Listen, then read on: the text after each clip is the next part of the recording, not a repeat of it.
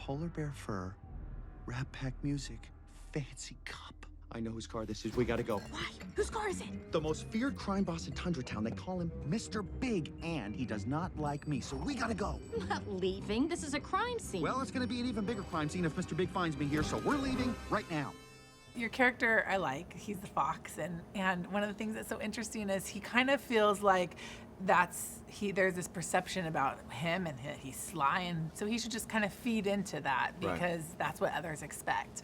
Yeah, my character's kind of given up on trying to change the perception on him. He was kind of born into being a certain type of person, you know, a certain color, that his breed has a certain history, and he feels like he's never going to be seen for anything other than that.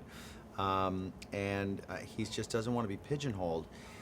But he's kind of given up on trying to change that, and Judy kind of helps him kind of see it a different way, and they go through an experience together that gives him a little bit more self-esteem, and he kind of finds a bit of an awakening, and of course it's not delivered in quite as precious a way as one might think. You know, these people at Disney kind of know what they're doing, and there's plenty to laugh about on the way to kind of, you realize on the backside of it, like, oh, I think a message just kind of came through there. And Well, and you started acting very young, so I'm sure that your confidence was able to build and grow to the point where you came into your own. But was there kind of one person or a specific time or incidents where you felt like because somebody kind of poured into you or saw something more than maybe what others did, you were able to develop? you mean, did I have a Judy Hopps? Did you have a Judy Hopps?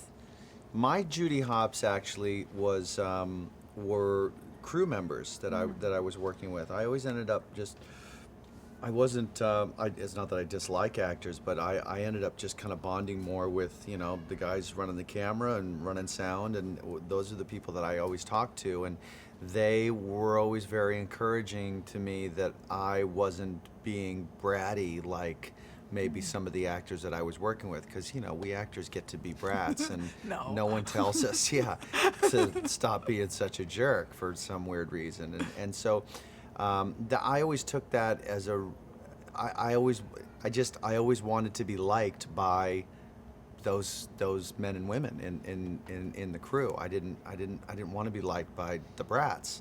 So that was really helpful for me, that I just kind of found that path and continued along in that direction to be different than what people would assume that I would be by being a young actor, which is like they're basically giving me the latitude to be as bratty as I want to be. But I kind of like this. I don't think people wake up being bratty. I think that's kind of learned behavior, and it was nice that I had a group of people I really looked up to that encouraged me to stay with that.